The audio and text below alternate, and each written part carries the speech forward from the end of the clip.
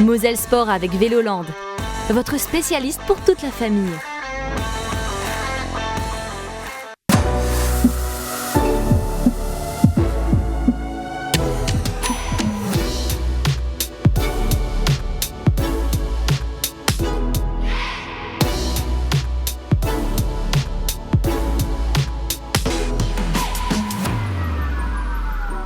Salut les sportifs, salut les sportives, bienvenue dans cette nouvelle édition de Moselle Sport. Aujourd'hui, il sera question de légendes en plateau tout d'abord, mais aussi légendes que vont pouvoir écrire certains clubs mosellans cette semaine, ou encore légendes comme le Boulevard des légendes, et oui, pourquoi pas, où va se tenir un événement particulier dans quelques jours. C'est encore un petit peu flou pour vous, je vous propose de dévoiler tout cela dans le sommaire.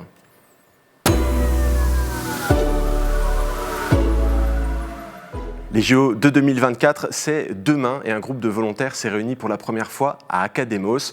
Nous ferons le point sur cette démarche. Ensuite, nous irons à la patinoire avec le Metz Hockey Club qui, après une très belle saison régulière, a réussi son entrée en play-off. Ensuite, nous parlerons du Metz Tennis de table qui a rendez-vous avec son histoire, avec une finale de Ligue des Champions.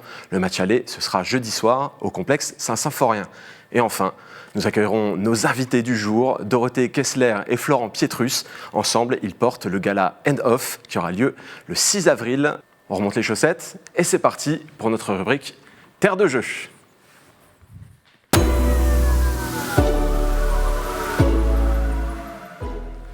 Alors, il est en train de s'installer sur le plateau en face de moi, c'est Arnaud Desmerlet. Sa semaine, c'est un peu un défi sportif à elle seule. Il va être sur tous les terrains, autour de 2 terrains de handball, près du tennis de table aussi. Ça va Arnaud, la condition sportive est bonne ? Salut Mathieu, bonsoir aux invités également. Oui, ça va, tout va bien. Je pensais que quand tu parlais de légende, tu parlais de moi, mais bon, je suis un peu déçu. Tu vas t'ériger, on va faire des statues à la fin de ta carrière, on se dira mais qu'est-ce qu'il était incroyable. T'étais déjà d'ailleurs. N'en fais pas trop quand même. Tu étais sur le terrain ce week-end et tu as observé un petit peu tout ce qui se passait au niveau sport mosellan. Qu'est-ce que tu retiens comme prestation ? Ce que j'ai retenu, c'est la victoire de Sarrebourg en Pro League, en 2e division de handball. Victoire du côté de Billère, 28-27. C'est pas tant le résultat qui m'a impressionné, mais c'est surtout un petit peu l'histoire derrière cette victoire, puisque l'équipe de Sarrebourg restait sur une claque à domicile. Et puis cette équipe est donc partie dans le Béarn. Il y a 16 heures de trajet, puisque cette équipe a dû faire le trajet en voiture à cause malheureusement de la mobilisation autour de la réforme des retraites et des grèves SNCF. Donc 16 heures de route pour se rendre dans le Béarn. C'est costaud, les joueurs ont même dû rouler pour un petit peu tourner et finalement ils se sont donc imposés 28-27 avec un Marco Mangon tout simplement exceptionnel. Donc il a pris la revanche du match aller face à son frère qui joue donc à cette équipe de Billère. En deuxième mi-temps on a vu un excellent aussi Zvitkovic. En tout cas, cette victoire, elle fait du bien dans les têtes. Donc après, comme je le disais, cette défaite contre Cherbourg. Et puis l'histoire est belle. 16 heures, je le répète, de voiture. C'est prodigieux. Alors, il a fait un tout petit peu moins de route pour venir. C'est une légende du basket français, je l'ai dit en introduction. C'est Florent Pietrus. Bienvenue dans Moselle Sport. Bonjour. À tes côtés, Dorothée Kessler. Ensemble, vous portez le gala End Off. Bienvenue, Dorothée. Bonjour. Alors, ce gala, c'est un événement un peu particulier qui va avoir lieu au Boulevard des légendes du stade Saint-Symphorien. Il aura lieu la semaine prochaine. Ça commence un petit peu à chauffer là, au niveau des délais. Tout est prêt ? Oui, on est dans les dernières heures de réservation en fait pour les dernières personnes qui voudraient booker une table et être présents à ce premier gala en fait caritatif pour End Off. Avant de s'attarder sur cet événement, on va avoir le temps de le faire en détail dans cette émission. On va aller du côté terre de jeu, comme je l'ai annoncé en début d'émission, puisque nous savons que les JO approchent. On est à moins de 500 jours de cet événement et les volontaires mosellans, ils se sont réunis pour la première fois à Academos ce week-end. Arnaud, qu'est-ce que tu peux nous en dire ? Oui, effectivement, c'est un collectif qui a spécialement été créé par le département de la Moselle qui s'engage tout simplement à former ces bénévoles pour porter tout simplement les couleurs de la Moselle pendant les Jeux de Paris en 2024, puisqu'il y aura effectivement les Jeux Olympiques à Paris, mais pas que.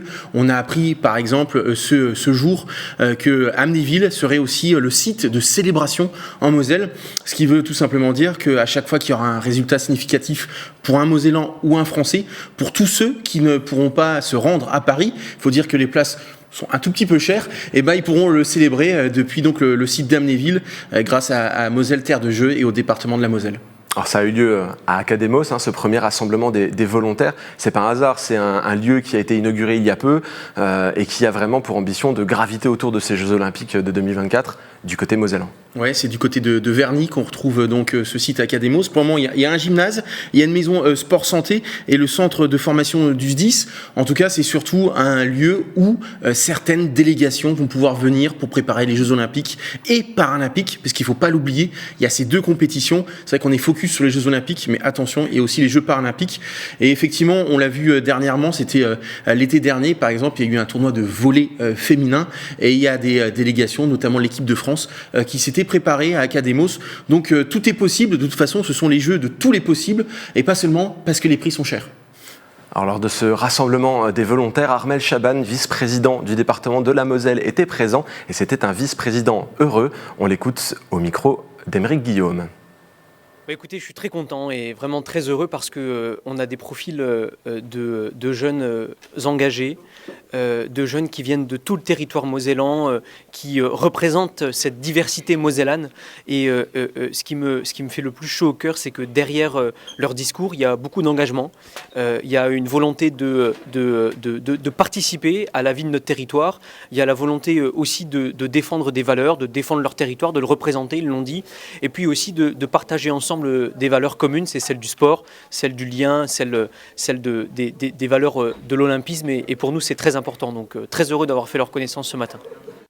Alors Dorothée, Florent, vous avez prévu de vous impliquer d'une manière ou d'une autre pour ces Jeux Olympiques ou être plutôt du côté spectateur ? Moi, pour une fois, je vais être du côté spectateur pour changer un peu. C'est vrai que c'est un événement très planétaire, très suivi, qui aura lieu l'année prochaine en France. Donc j'ai vraiment hâte parce que ça va être quelque chose de fabuleux. Et quand je vois tous les gens qui sont mobilisés, surtout les volontaires, les bénévoles, je sais que ça va être une grande fête pour le sport français. Justement, toi qui as eu l'occasion de vivre des Jeux Olympiques du côté sportif, qu'est-ce que ça évoque pour toi d'avoir des Jeux Olympiques en France comme ça ? Ouais, c'est énorme. Déjà, c'est une compétition qui est rarissime, qui se déroule tous les 4 ans. Donc ça rend la chose encore plus belle. Et c'est vrai que l'avoir joué à Londres et à Rio, même si on participe à un événement, encore une fois, planétaire, le vivre sous le sol français, c'est quelque chose que tous les sportifs français attendent depuis très longtemps. Donc ça met une pression aussi, mais à la fois il y a un tel engouement derrière les sportifs français et que je sais qu'ils vont triompher, qu'ils vont ramener de très belles médailles à la France. On l'espère en tout cas. Dorothée, spectatrice, impliquée ? Non, moi je serais plus spectatrice. J'ai essayé d'être dans les tirages au sort, j'ai pas eu beaucoup de chance. Bon, alors il n'est pas trop tard pour s'inscrire en tant que volontaire. Exactement. Et puis aller donner un coup de main, ouais. On ne sait jamais. Pour le moment, je vous invite à aller vers de l'actualité un petit peu plus chaude, mais dans un sport où il fait plutôt froid. On a rendez-vous à la patinoire avec le Metz Hockey Club.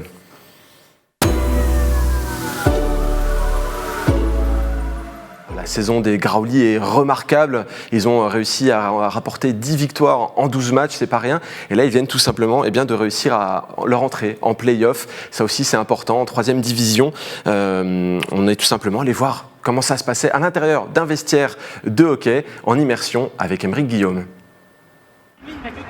À 2 heures du coup d'envoi, l'ambiance ici est plutôt détente.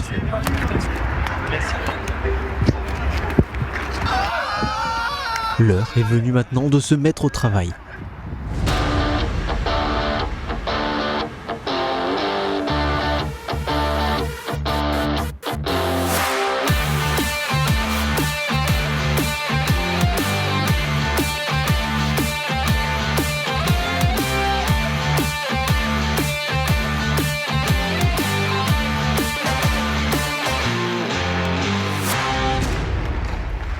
Bon, c'est pourquoi je sais pas, est-ce que tu as vu les rebounds après shoot, c'est tout le temps bien comme ça, un peu très haut. Donc tu restes très haut, c'est pas besoin de screener les goals, donc tu viens, c'est pour chercher les palais. Tout de suite, si les palais sortent là, un joueur aussi. Ok les gars? Oui. Donc c'est tout. Allez, let's go, let's go, let's go! 57 les boys! Victorieux au match aller, le Metz Hockey Club domine et ouvre très vite le score contre le HC Savoie 73. Toi, tu continues comme ça, et 7 joueurs, tu viens ici. Ok les gars?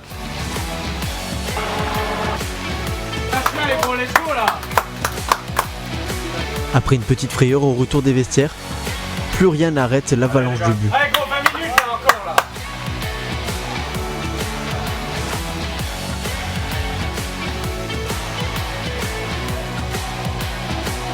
Score final 8-2, soit 13-4 au cumulé. Direction donc les huitièmes de finale de play-off. Et maintenant, c'est merci à vous, c'est merci pour cette série et on va bien préparer pour le prochain match et on va gagner le prochain match. Let's go! C'est ça les gros! Bon, elle a l'air solide, particulièrement solide, même cette équipe. Arnaud, est-ce que, la question peut être triviale, hein, mais est-ce que tu les vois à terme aller concurrencer les Red Dogs d'Amnéville en deuxième division ? Alors c'est vrai que ça me semble compliqué. Alors déjà c'est vrai qu'on parle des Jeux Olympiques, c'est vrai que le hockey sur glace, on a l'habitude de regarder tous les 4 ans. Moi j'ai souvenir de 92 d'Albertville, et c'est vrai qu'on a la chance en tout cas d'avoir 2 clubs qui finalement ne sont pas très loin au niveau géographique, en tout cas au niveau national, puisque les Red Dogs évoluent en D2. Alors pour rappel, D2 c'est la 3e division à l'échelon national, donc ça veut dire que cette équipe du Metz Hockey Club qui évolue en D3 évolue en 4e division nationale. C'est un club qui grandit petit à petit, puisqu'il est comment dire, il est revenu un petit peu sur le devant de la scène depuis 2018, puisqu'il avait été dissous sous l'ancien nom de l'Hockey Club Metz Moselle-Lorraine. Donc c'est simplement sa 4e saison vraiment en D3, donc il faut aller petit à petit. Ça sert à rien de vraiment aller trop vite, donc voilà, c'est déjà bien ce qu'ils font. Ils ont passé ce premier tour des playoffs assez facilement contre donc cette formation de Savoie. Au prochain tour, ça reste jouable face à une formation de Nice qui a pris le feu contre Dijon, me semble-t-il. Elle n'a pas vu le jour. Donc pourquoi pas ? En tout cas, on peut faire confiance parce que derrière tout ça, il y a quand même un homme. Il y a le président Christophe Fondadouze qui fait vraiment de très bonnes choses. Et il a changé par contre souvent d'entraîneur. Là, on a un entraîneur russe avec Andrei Essipov. Donc à voir maintenant pour cette saison, les quarts de finale des playoffs, ça sera déjà très bien. C'est une très belle réussite. Alors on a vu sur les images, il y a des moments où ça chauffe un petit peu, hein, il y a quand même du contact dans ce sport. Et c'est pas sans me rappeler un petit peu le basket. Quelque chose me dit, Florent, que ça aurait pu te plaire ces moments-là. Non, effectivement, j'étais prêt à rentrer même sur le terrain. Mais c'est vrai que c'est un sport assez disputé où les contacts sont permis. Donc voilà, moi j'étais un joueur qui aimait, entre guillemets, me chamailler, me rentrer dans ce duel-là avec mes adversaires. Donc c'est un sport que j'aurais pu pratiquer, même si je pense que j'aurais pas été très bon. Le côté glace peut-être. Ouais, le côté glisse. Surtout sinon contre les frères Gasol. Ouais, non. Si on évoque les frères Gasol, c'est encore une autre histoire. On peut aller n'importe où. C'est autre chose, mais c'est un sport que j'admire beaucoup, quoi. Bon, l'actualité, elle est riche cette semaine et je vous propose de basculer tout de suite vers le Metz Tennis de Table qui a rendez-vous avec son histoire.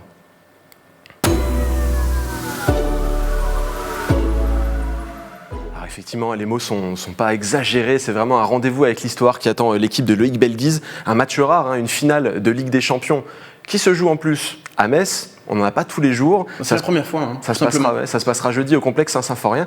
Tu y seras, Arnaud, est-ce que tu es prêt à vibrer aux commentaires ?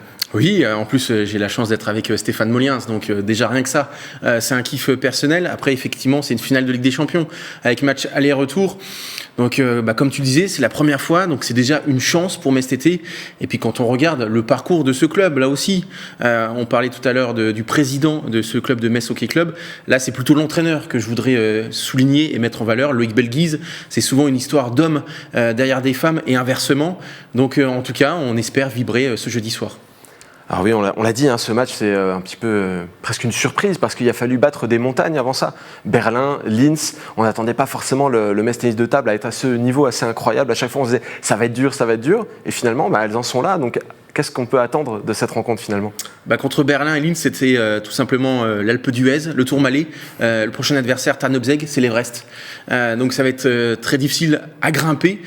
C'est tout simplement la meilleure équipe d'Europe, il faut se le dire. En 7 matchs en Ligue des Champions, cette équipe n'a tout simplement pas perdu un match. À chaque fois, cette équipe a gagné 3-0 sec. Donc c'est vrai que sur le papier, ça semble hyper compliqué. Très honnêtement, je pense que c'est du 90%. Il y a très peu de chances pour que Metz TT fasse quelque chose de bien. Maintenant, ça reste du sport. Et dans le sport, tout reste possible. On ne pensait pas que cette équipe allait battre Berlin, allait battre Linz, qui sont des cadors sur la scène européenne. Donc on se dit pourquoi pas. Je pense que Loïc Belguise, il a bien préparé son affaire. Adina Diaconou, Maria Telakova et Pauline Chasselin sont prêtes. Elles ont envie que d'une chose, c'est la bagarre, faire vibrer. Je pense que le complexe Saint-Symphorien, s'il me permet cette expression, il va être rempli jusqu'à la gueule comme jamais. Donc pourquoi pas. Après, en plus, il y a des vieilles connaissances en face. Il y a la portugaise Fouillou, il y a Elisabetta Samara, la roumaine. Là aussi, c'est des joueuses d'exception. C'est des choses qui sont passées par Metz cet été. Donc, revenir sur une terre où elles n'ont pas toujours été souveraines, pourquoi pas. Maintenant, comme je vous disais pour terminer, c'est vraiment une équipe exceptionnelle en face. Vainqueur de la Ligue des Champions en 2016-2019, finaliste en 2017-2018. Donc, sur le papier, encore une fois, c'est très compliqué, mais pourquoi pas. Ça peut tenir aussi à des joueuses qui réussissent à se transcender. On pense à Pauline Chasselin qui avait quitté Metz TT la saison dernière, qui est revenue pour réaliser ce rêve. Elle en parle au micro d'Aymeric Guillaume. Très contente, très fière de pouvoir être dans l'équipe au final qui joue la Ligue des Champions. C'est vrai que l'année dernière, j'étais partie de Metz. J'ai vu les filles gagner le titre de championne de France. Moi, j'ai vécu de belles choses à Grand-Quevilly aussi en faisant une finale européenne. Mais là, ça reste une finale de Ligue des Champions. C'est très prestigieux. C'était sportivement, c'était la chose qui me faisait rêver, on va dire, puisque j'avais déjà fait plusieurs fois la Coupe d'Europe. J'avais jamais fait la Ligue des Champions. Et c'est vrai que ça me faisait rêver. Et là, de pouvoir d'avoir créé l'exploit 2 fois de suite, Berlin, Linz, et là, de se dire pourquoi pas 203. C'est vrai que ça fait rêver. On a une équipe assez jeune quand même. Au final, c'est Doudou, la plus vieille, mais qui jouons, c'est moi puisque j'ai que 25 ans. Donc on a une équipe jeune et qui est avec beaucoup d'envie, beaucoup d'enthousiasme. Et c'est vrai que je pense que c'est un rêve pour nous toutes aussi. Et puis voilà, on sait qu'à Metz, on aura du public, on sait qu'on sera soutenu et la fête sera vraiment grandiose. Et maintenant, voilà, on espère créer l'exploit une 3e fois. Alors Metz Tennis de table face à Tarnobsreg, c'est ce jeudi soir et ce sera à vivre sur Moselle TV, bien sûr, à partir de 19h10. Arnaud, tu seras présent pour vibrer aux commentaires aux côtés de Stéphane Molien, c'est notre double champion paralympique, c'est pas rien non plus. Là, si je te redonne la parole encore une fois pour... Allez, donne-nous une bonne raison d'être tous devant notre télé pour encourager Metz Tennis de table. Tout simplement parce que c'est une finale de Ligue des Champions, que Metz y est, et que pourquoi pas, l'exploit est en marche. En tout cas, il y a une infime chance de réaliser cet exploit, mais encore une fois, je fais entièrement confiance à Loïc Belguise et ses joueuses pour terrasser l'ogre polonais. Alors on a évoqué Stéphane Molien, c'est une de nos légendes à nous, mais de légendes, on va continuer à en parler puisque nous allons évoquer le gala End Off avec nos invités.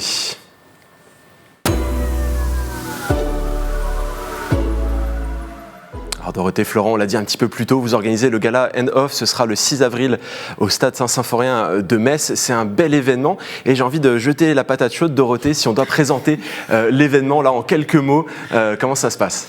Alors, ce gala, en fait, c'est un gala donc caritatif pour une association qui s'appelle l'association SAIFA, qui fait de l'inclusion par l'art. Donc, qui va effectivement essayer de démocratiser en fait et amener l'art dans des milieux où l'art n'est pas forcément présent, tels que les quartiers prioritaires de la ville, les milieux carcéraux. Et donc, ce gala, en fait, c'est un dîner plutôt standard, assis, voilà. Mais le caritatif vient de la vente de maillots d'exception. Donc une vente aux enchères de maillots d'exception qui va de Nadal, Federer, pour le tennis, on va prendre quelques petits exemples. Pour le foot, on aura Giroud, Messi, CR7, des choses comme ça. Battiston aussi, pour revenir un petit peu sur le local. On a pris le maillot de Florent Pietrus parce que fallait quand même un petit peu... Par défaut. Voilà, il fallait quand même un petit peu valoriser l'ego de l'ambassadeur de notre soirée. Voilà. Et puis, en fait, en présence de guests, aussi, donc Tamara Horacek, Mathieu Hudol, Émilie Thuy, Ronnie Turiaf, voilà, ça parle quand même à beaucoup de personnes. Alors, si j'ai bien compris, Flo, c'est venu d'un constat avec Mamedi Diawara, ancien des messes canonniers, que finalement c'était pas impossible de réaliser des événements caritatifs comme celui-ci, et pourquoi pas en faire un à Metz, et il y avait vraiment une place de disponible pour ça. Oui, effectivement, déjà on était sensible aussi à ces actions-là. Donc c'est vrai qu'on a participé à Lille au mois de novembre à justement un gala caritatif, et on se dit pourquoi pas organiser un gala ici. Donc c'est parti de là, et je pense qu'on a été agréablement soutenu et accompagné par tous les gens, parce que, encore une fois, on le fait pour une belle cause, et je pense que ça va être un très grand succès, parce qu'on y a mis du cœur, on y a mis du temps. Et encore une fois, tous les gens nous ont accompagnés, donc je vais vraiment les remercier, parce que sans eux, je pense que ce gala n'aurait pas eu.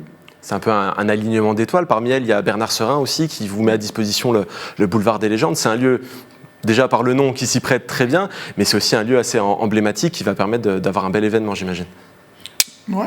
Ouais, effectivement, je pense que, comme j'ai dit, on a été soutenu dès le départ. C'est vrai qu'on devait le faire à la base à l'Arsenal, et de fil en aiguille, on a rencontré des gens exceptionnels qui nous ont mis en contact avec Monsieur Serin. Donc, il nous a encore une fois gentiment et gracieusement mis à disposition le boulevard des légendes. Donc voilà, ça parle à beaucoup de sportifs, et on voulait vraiment un événement digne de ce nom. Encore une fois, je répète peut-être, on y a mis du cœur, on y a mis du temps, et on sait que cet événement-là sera écrit dorénavant dans les annales. Ouais, mais c'est vrai que parfois, en fait, dans la vie, on se dit... nous, sur les premiers jours, on s'est posé la question, on s'est dit, en fait, qu'est-ce qui se passe? Mais vraiment, tout, comme vous dites, l'alignement des étoiles, nous, on s'est dit, ça va s'arrêter, en fait. Mais l'univers nous a beaucoup suivis, et vraiment, beaucoup de personnes comme, les gens comme Bernard Serin, mais aussi, il y a aussi Olivier Marchiol qui nous a beaucoup accompagnés.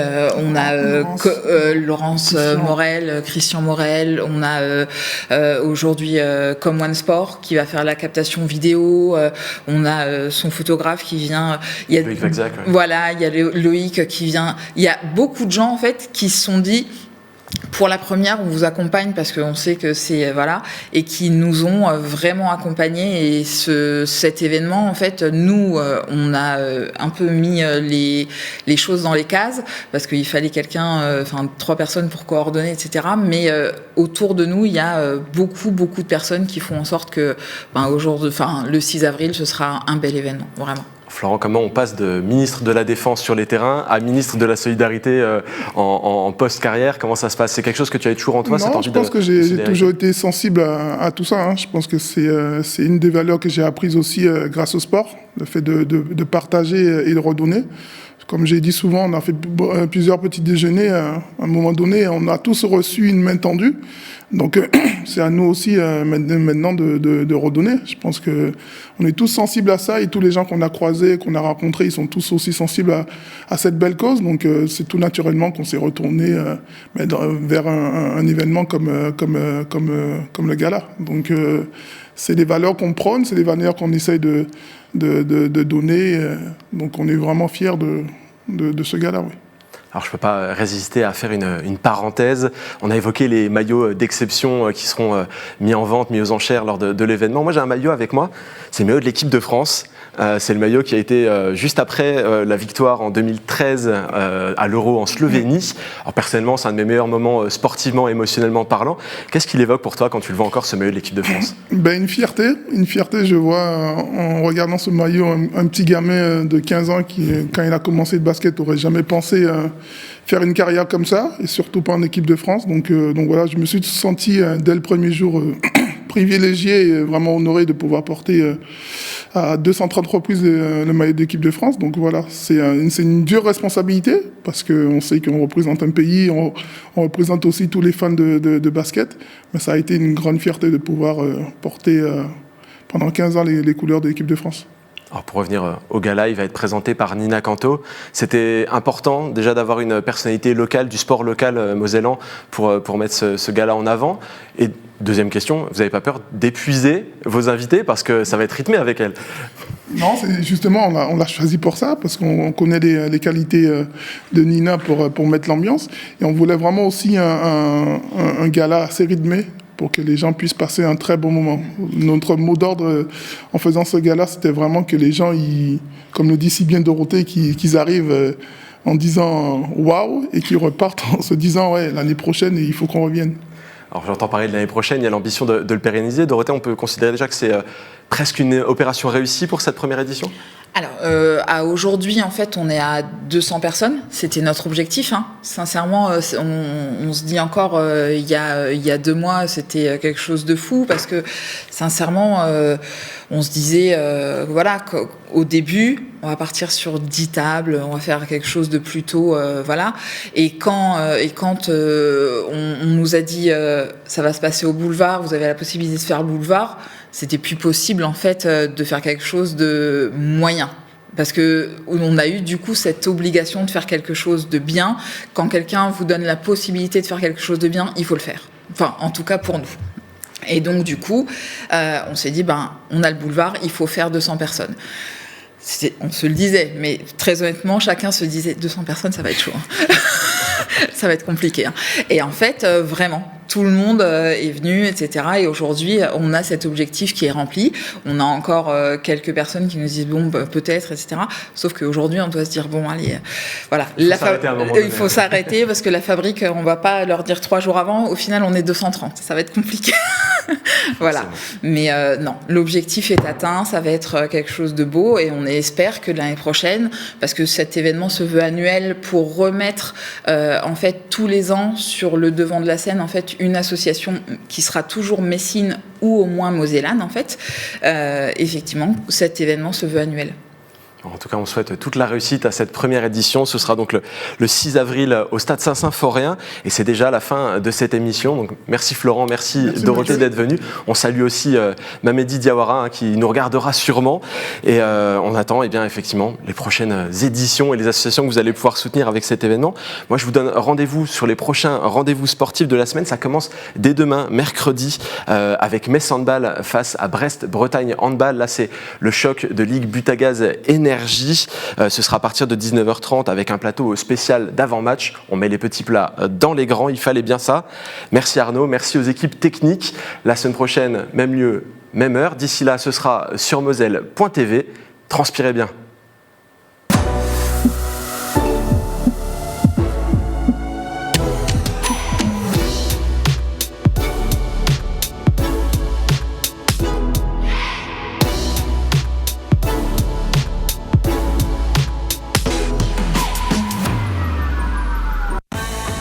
Moselle Sport avec Véloland, votre spécialiste pour toute la famille.